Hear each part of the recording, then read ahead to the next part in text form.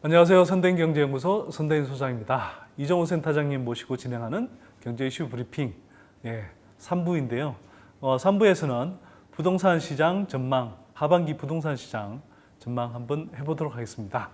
자, 그 전에 제 책 이야기 부의 재편 꼭 좀 사서 읽어보시기 바랍니다. 여러분들한테 피가 되고 살이 되는 선대인의 빅픽처를 읽으신 분들이 후속편 이렇게 좀 써주실 수 없냐 뭐 이런 이야기들을 많이 하셨는데요. 사실은 뭐 의도치 않게 책의 성격이나 이런 게 사실 선대인의 빅픽처를 좀 많이 닮아 있습니다.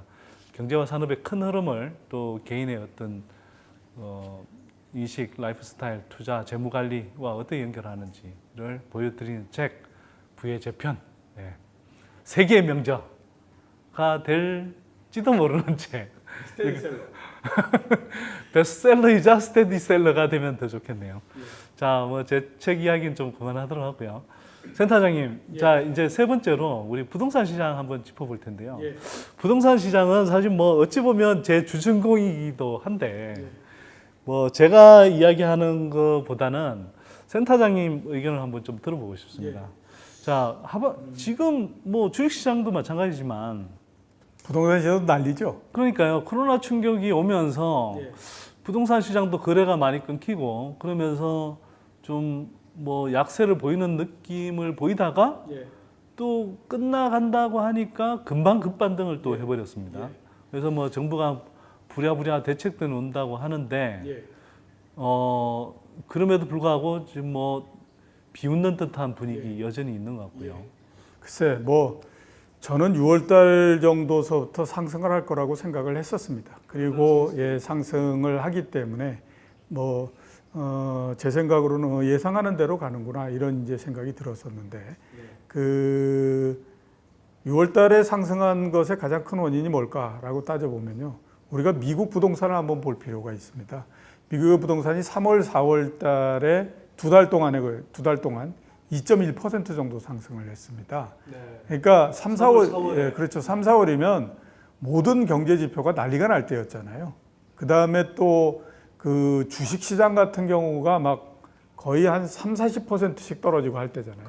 그런데도 불구하고 미국의 부동산은 떨어짐이 없이 3월과 4월 달에 2.1% 상승을 했습니다.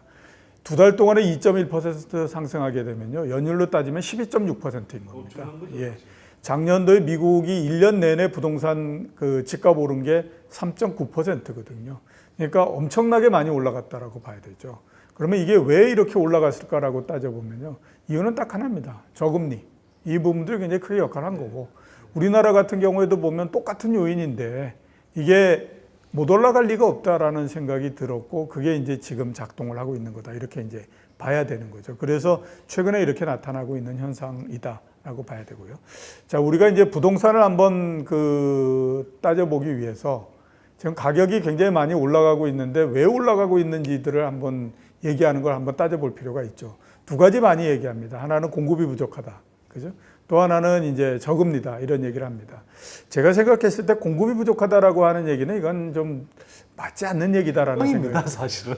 왜 그러냐면 그건 좀 이따 다시 이게 따져보면 수요와 공급이라고 하는 거는요, 가격에 따라서 언제든지 변하는 거거든요.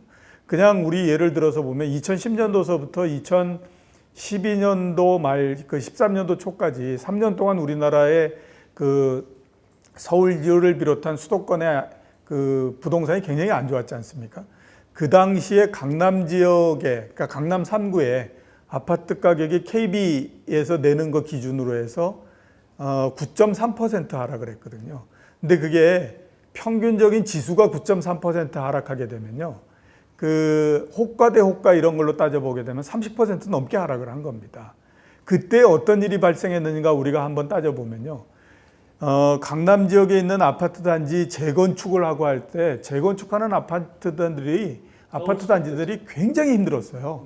왜 그러냐면 분양을 하게 되면 모두 다 미분양이 나버리는 형태였기 때문에 굉장히 어려웠거든요. 그래서 그 당시에 어떤 일들을 했냐면 암암리의 가격을 깎아주기도 하고, 그 다음에 뭐 자동차를 비롯해서 이런 거를 끼워주기도 하고, 이렇게 해서 팔았잖아요. 그리고 지금하고를 한번 비교해 보죠. 그때에 비해서 우리나라의 인구가 굉장히 많이 늘어났느냐? 절대 그렇지 않습니다.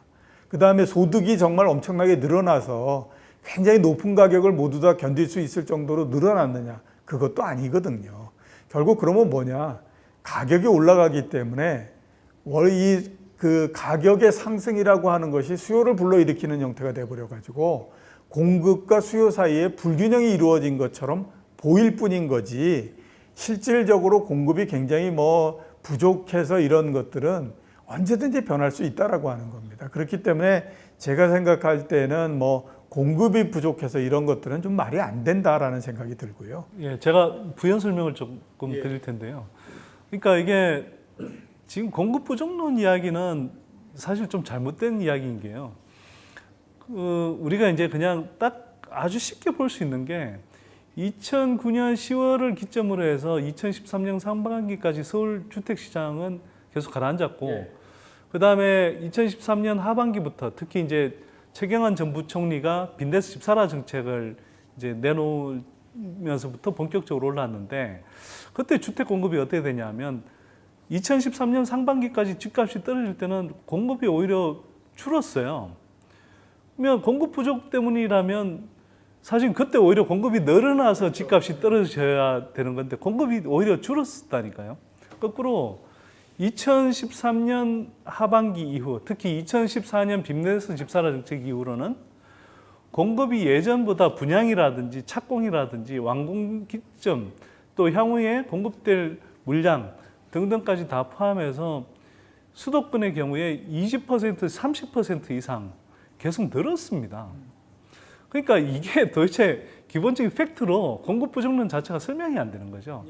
제가 보기에는 완전히 이분들이 인과관계를 거꾸로 생각하는 거예요. 뭐냐 하면 사실은 센터장님 설명하실 때 이미 답이 나왔는데 집값이 안 올라지니까 건설업체들이, 특히 선분양제하는 국내의 건설업체들 입장에서 보면 집을 지어도 분양이 안 되니까 그렇죠. 공급 자체가 안 되는 거거든요. 그래서 사실은 뭐 집값이 떨어진다, 즉 주택 시장이 침체될 때는 오히려 그것 때문에 장사가 안 되니 공급이 줄어드는 것이고, 집값이 막 오를 때는 이게 건설업체들이 뭐 분양하기가 좋으니까 그때는 공급이 또 늘어나는 거예요. 그러면 이게 생산 경제에서 우리가 흔히 이야기하는 수급에 의해서 지금 가격이 결정되는 게 아니라 자산 시장의 투자 논리로 사실은 그렇죠. 집값이 오르는 거잖아요. 예. 즉, 집값이 오른다고 하면 원래는 가격이 올라가면 대부분의 경우는 수요량이 주는 게 정상인데, 오히려 투자 시장에서는 가격이 올라가면 투자 차익을 기대하고 한동안은 오히려 투기적인 가수요 또는 투자 가수요가 일어나는 거거든요. 그걸로 사실 설명을 해야 되는데 엉뚱하게 설명들을 하고 있습니다. 자, 제가 뭐 말이 너무 길었네요. 또. 저 선대인의 3년 만의 신작 부의 재편이 7월 9일부터 온라인 예약 판매에 들어갑니다. 대전환의 시기에 생겨나는 새로운 기회, 이 기회를 선점하는 가장 탁월한 해법을 만나보십시오. 자, 그래서 보게 되면 역시 이제 부동산 가격이 올라가고, 이게 가장 큰 역할을 하고 있는 거는 저금리와 그 다음에 많은 유동성을 부어주는 것이 가장 큰 역할을 하고 있다라고 봐야 되는 거죠. 왜냐하면 이제 금리가 낮아진다라고 하는 거는 어떻게 됐든지 보면 투자라는 데에 돈을 빌려서 투자하는데 그에 따라서 지불해야 되는 비용 자체가 굉장히 줄어들 수밖에 없지 않습니까? 그러니까 이제 그런 면에서 계속해서 이제 그게 역할을 하면서 현재까지 이제 계속 끌고 오고 있다, 이렇게 봐야 되고, 그렇게 보게 되면 결국 현재 모양은 과거에도 똑같은 형태로서 나타났었죠. 그러니까 2001년도에 왜 그 9.11 테러가 나고, 그 다음에 이제 미국에서 금리를 계속해서 내리지 않습니까? 굉장히 빠른 속도로 내려서 2004년 정도가 되게 되면 1.0%까지 내리거든요. 그게 이제 우리나라도 마찬가지로 금리를 내리고 뭐가 하기 때문에 지금 봤을 때는 그래도 그때는 금리가 높았네라고 생각하겠지만 그 당시에 봤을 때는 역시 금리가 굉장히 낮은 형태였었어요. 아마 2008년 경제 위기 전으로는 1.0%가 최저 아니에요? 예, 그렇죠. 1.0%가 역사상 가장 낮은 수준이었죠. 그러니까 그렇게 되면서 부동산 가격이 올라가고 했었죠. 그때 이제 보면 미국이 전체적으로 아무튼 한 50% 정도 올라갔었고, 그 다음에 이제 또 영국 이런 데는 한 68% 올라갔고 이렇게 이제 진행이 됐었거든요. 근데 이제 그런 과정도 그 이후에 보게 되면 금융위기가 발생하고 우리나라 2010년도에 부동산 가격이 떨어지고 이러는 과정을 보면 이 유동성이라고 하는 것, 그 다음에 저금리라고 하는 것이 계속해서 유지가 되지만 역시 이것도 주식과 마찬가지로 가격 차가 굉장히 크게 벌어지는 형태가 되게 되면 어떤 시점에선가는 이 가격 차가 그러니까 이제 실제적인 그 경제와 이 부분들에서의 차이를 일거에 줄이려고 하는 형태가 꼭 나타날 수밖에 없다라고 봐야 되는 거죠. 자, 지금 우리가 한번 이제 그 봐야 될 것 같다 이런 생각이 들거든요. 아시는 것처럼 이제 금융위기가 나고 그 다음에 그 이후에 거의 11년 동안에 걸쳐서 계속 저금리를 유지하고 이런 형태가 되지 않았습니까? 그 사이에 주가도 많이 올라갔지만 부동산 가격도 많이 올라갔어요. 전 세계적으로도 많이 올라갔습니다. 유럽이 20% 올라갔고요. 미국이 50% 올라갔습니다. 자, 그리고 이제 똑같은 유럽이라고 하더라도 보면 이게 또 차이가 나는 게 이태리 같은 데가 마이너스 16%였고요. 스페인이 마이너스 9% 정도였습니다. 대신에 독일 같은 데는 63%가 올라갔습니다.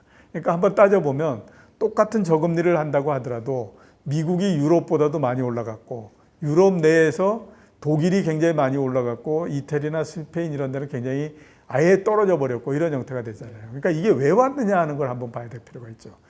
아무리 기본적인 저금리의 형태가 된다고 하더라도 거기에 경기가 어느 정도 뒷받침되는 곳과 뒷받침되지 못하는 곳과 이런 차이가 굉장히 많이 벌어질 수밖에 없다라고 하는 겁니다. 그러니까 미국 같은 경우에는 기본적으로 저금리일 뿐만 아니라 경기가 어느 정도 좋았기 때문에 50%가 상승을 했던 거였고요.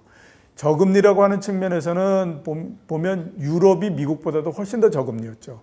아예 0.25%에서 더 이상 뭐 한 번도 올리지는 않았었고 결국 나중에 가게 되면 마이너스까지도 금리를 내리고 했기 때문에 저금리의 정도가 훨씬 더 심했지만 경제가 안 좋다 보니까 부동산이나 이런 것들의 상승이 확 줄어버리는 형태가 됐던 거고 유럽 내에서도 보면 경제가 좋았던 독일 같은 데는 굉장히 많이 올라간 거고 경제가 안 좋은 그 스페인이나 이태리 같은 데는 굉장히 아예 떨어져 버린 거고 이런 형태로서 가는 거죠. 자, 그럼 이제서부터 한번 보게 되면요. 그러니까 그 작년도 뭐 재작년 이때까지의 부동산 가격의 상승은 저금리나 유동성으로서 모두 다 그 이해를 해주고 그 다음에 또 모두 다 설명이 다 가능하다 이렇게 이제 볼 수가 있습니다. 그러니까 앞으로를 한번 우리가 보게 되면 지금까지 부동산 가격이 굉장히 많이 올라갔다라고 하는 거는 누구나 다 인정할 수 있을 만큼의 사안인 거거든요. 그러니까 이거는 자산의 가격이 굉장히 많이 올라갔기 때문에 현재로서 봤을 때 굉장히 불리한 입장에 서 있다라고 하는 거는 분명한 거고요. 그러면 결국 이거를 계속해서 끌어올릴 수 있는 건 이제 저금리 이런 부분들인데 앞에서 말씀드렸던 것처럼 경기가 나빠지는 형태가 되고 경기가 일정하게 어느 정도 받치지 못한다라고 하게 되면 아무리 많은 돈을 쏟아붓고 금리를 낮춘다고 하더라도 이거는 그 다음서부터는 다른 문제가 돼버리는 형태가 되는 거거든요. 자, 코로나19가 발생을 했습니다. 그리고 그 누구도 지금 보게 되면 이제 뭐 경기가 아주 나빠졌다가 회복이 돼서 그 다음에 어떻게 된다라고 하더라도 그 다음 그림이 코로나19가 발생하기 이전의 경제 성장률에 비해서 절반 정도밖에들 지금 전망을 안 하는 형태이죠. 그렇기 때문에 어떤 그림들을 얘기하냐면 뭐 U자형이 된다, V자 형태가 된다, I자 형태가 된다 뭐 얘기를 하지만 지금은 이제 대체적으로 의견들이 모이고 있는 형태죠. 어느 쪽으로서 모이냐면 이게 0루트형의 형태가 된다 이런 얘기를 합니다. 그러니까 루트가 왜 이런 형태로서 돼 있잖아요. 그거를 거꾸로 놓게 되면 이런 형태로 내려갔다가 이런 형태가 되는 겁니다. 그러니까 내려갔다가 중간 정도 회복을 한 다음서부터 그냥 옆으로 가거나 거기에서부터 조금씩 더 후퇴한다 이렇게 보고 있는 거거든요. 그러면 모양새가 제일 비슷할 수 있겠네요. 예, 그렇죠. 그러면 경제가 코로나19가 일어나기 이전에 절반 정도 수준밖에 안 되는 형태고 그 다음에 금리나 유동성 이런 것들은 그러니까 금리는 이제 추가적으로 더 내릴 수도 없는 형태고 그 다음에 금리가 미치는 영향도 너무 오랜 시간 동안 계속됐기 때문에 추가적으로 어떤 큰 영향을 미치거나 이르기는 어렵다라고 봐야 되는 거고요. 그 다음에 유동성도 더 이상 크게 부어줄 수 있는 형태가 안 되잖아요. 근데 경제는 코로나19가 있기 이전에 절반 정도 수준에서 훨씬 더 불리한 형태가 됐다라고 하는 겁니다. 그러면 가격은 높아지고 그 다음에 펀더멘탈한 측면에서 불리한 형태가 되는데 가격이 계속해서 올라갈 수 있다라고 하는 거는 굉장히 이건 이치에 안 맞는 형태고요. 왜 지금 계속해서 가격이 올라가고 또 이렇게 되느냐? 가장 큰 부분은 가격이 10년 동안 올랐기 때문에 그런 겁니다. 10년 동안 올랐기 때문에 이거는 더 오를 수 있는 건 당연한 거고 이렇게 이제 가는 거죠. 근데 가격이라고 하는 것이 항상 10년 동안 올랐기 때문에 앞으로 5년 더 오르고 이러는 것들이 계속 지속이 된다라고 하면 가격은 계속해서 한 방향으로만 가지 그게 방향이 바뀔 리가 없는 거잖아요. 그죠? 그렇기 때문에 이런 부분들을 보면 이제 거의 한계점 부근까지는 왔다.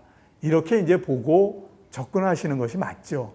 근데 여기에서 계속해서 더 이러는 건 굉장히 위험한데 자, 앞에서 제가 2부에서 주식시장에서 이런 징조가 나타나고 있으니 이거는 조금 위험한 것 같습니다라고 말씀드리는 것 중에 하나가 이제 성장주가 너무 과다하게 그쪽으로 몰립니다. 이런 얘기를 드렸잖아요. 서울 강남 아파트 네, 그렇죠. 느낌이죠. 그러니까 이제 지금 보면 어떤 일이냐? 강남 지역의 부동산이 다른 데보다도 그렇게 많이 올라가거나 이러지 못합니다. 그죠? 그 다음에 뭐 작년도에 평당 1억을 넘었다 어쨌다 이랬던 아파트들이 1억 밑에서 더 이상 올라가지 못하는 형태가 되잖아요. 그러니까 우리가 흔히 얘기하는 가장 블루칩의 형태가 더 이상 올라가지 못하는 형태가 되는 겁니다. 이거는 그 바꿔놓고 얘기하면 무슨 얘기냐면 사람들은 뚜렷하게 가격에 대한 부담을 굉장히 많이 느끼고 있다라고 하는 거죠. 그러다 보니까 이것저것을 막 이제 찾아서 다니는 형태가 됩니다. 주식시장의 입장에서 보게 되면 우선주를 막 찾아서 다니는 형태가 되는 거죠. 그러니까 삼성중공업 같은 경우가 주가가 10,000원 하는데 저기 그 삼성중공업 우선주는 70만 원을 가고 있는 막 이런 그 이상한 형태가 나오는 거죠. 이거 주식시장 주식 안 하신 분들은 잘 모르실 텐데 이 진짜 말이 안 되는 그렇죠. 거죠. 보통은 사실은 우선주라는 것은 사실 의결권을 포기하고 뭐 배당이라든지 이런 거에서 우선적인 권리를 보장받기 때문에 뭐 기본적으로는 보통주에 비해서 조금 할인돼서 그래야 되는데 이게 중공업이 삼성중공업이 10,000원인데 이게 70만 원이라면 70배 그래야 된다는 건 말이 안 되는 작전이거든요. 예, 그러니까 이게 이제 부동산에서도 보게 되면 차차차차 그런 모습들이 계속 나타나고 있는 형태잖아요. 그러니까 굉장히 이제 위험하기 때문에 이게 그 시장에 참가하거나 이러는 게를 좀 그 자제를 해야 된다라고 말씀을 드리고 싶고요.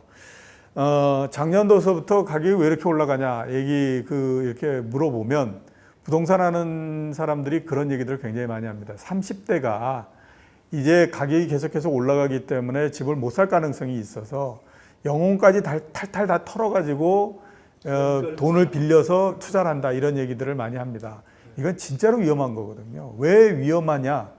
자, 가격은요 언제든지 떨어질 수가 있습니다. 그리고 우리나라의 부동산은 제가 봤을 때 2010년도서부터 드디어 가격적인 기능을 하기 시작한 거잖아요. 그 이전에는 올라가는 건 올라가고 떨어질 때 약간 떨어지거나 안 떨어지고 이런 형태였는데 드디어 2010년 정도서부터는 가격적으로 떨어지는 모습이 나타나기 시작을 했잖아요. 그러면 이제서부터는 떨어질 때 굉장히 크게 떨어지는 형태가 또 나올 수밖에 없는 형태가 되거든요. 여기에서 굉장히 많은 돈을 빌려서 그 다음에 부동산을 사고 했다가 이게 잘못되게 되면요. 이건 인생 자체가 재미가 없어지는 형태가 됩니다. 가격은 계속 떨어지는데 나는 굉장히 많은 돈을 계속해서 이자를 부어주고 해야 된다라고 하게 되면요. 이건 진짜로 피곤해질 수밖에 없는 거고. 하우스푸어 되면요. 제가 뭐 하우스푸어 된 사람들 사례들을 꽤 많이 봤는데 굉장히 힘듭니다. 예, 그렇죠. 자, 그리고 한번 우리 따져보죠. 지금 저금리가 끌어올리는 가장 큰 원동력이다라고 얘기를 합니다. 금리는 지금보다도 더 낮아질 수는 없습니다. 그죠? 물론 기준금리를 올리는 거는 시간이 걸릴지 모른다라고 하더라도 시장금리는 기준금리보다도 빨리 움직이거든요. 그렇기 때문에 이제 시장금리는 더 이상 낮아질 가능성이 없다라고 봐야 되는 게 맞죠. 그렇게 우리가 따져보면 이제 계속해서 뭐 금리가 낮고 뭐 이런 것만으로 가는 거는 어느 정도 한계에 도달했을 수밖에 없다라는 생각을 가져야 되거든요. 그렇기 때문에 지금에서 부동산에 열고를 한다라고 하는 거는 상당히 위험할 수밖에 없기 때문에 지금 조금만 참게 되면 앞으로 시간이 지나서 얼마든지 살 수 있는 기회가 있기 때문에 굳이 지금에서 이 난리를 쳐가면서 해야 할 이유가 없다. 이렇게 이제 볼 수가 있는 거죠. 자, 센터장님 말씀 3부에서 잘 들었는데요. 부동산 시장 관련해서 뭐 저도 사실 드리고 싶은 말씀이 많습니다. 근데 제가 드린 것보다는 오히려 센터장님 말씀을 통해서 경고의 시그널을 드리는 게 더 설득력이 있지 않을까 싶기도 합니다. 왜냐하면 또 한편으로는 선대위는 맨날 저런 말 하는 거지. 쟤는 맨날 10년 동안 주구장창 저런 말만 하더라. 뭐 이런 분들이 많이 계셔서 센터장님 말씀으로 뭐 제 생각을 좀 가름하는 걸로 하고요. 뭐 마지막으로 좀 드리고 싶은 말씀은 제가 뭐 부동산 특히 주택의 경우는 투자의 관점에서 잘 보지는 않지만 만약 투자 관점에서 접근하는 분들이 있다면 이 말씀 좀 드리고 싶습니다. 주식이든 부동산이든 이 자산 시장의 가장 큰 리스크는 높은 가격 자체예요. 근데 지금 뭐 주가도 사실 굉장히 뭐 고평가되어 있는 그 종목들이 꽤 있습니다만 뭐 부동산 시장에서도 지금 뭐 서울의 여러 지역들에서 지나치게 올라갔다. 그래서 정말 돈 있는 사람도 저만큼 다 사줄 수 있을까 싶을 그런 이제 지금 수준까지 오른 데가 많습니다. 네.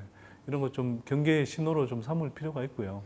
센터장님은 요즘 이제 좀 바쁘셔서 예전처럼 매주 모실 수는 없지만 그래도 제가 종종 졸라대서 가끔씩 이렇게 모셔서 또 귀한 이야기 듣도록 하겠습니다. 자, 오늘 나와주셔서 감사합니다, 센터장님. 감사합니다. 네.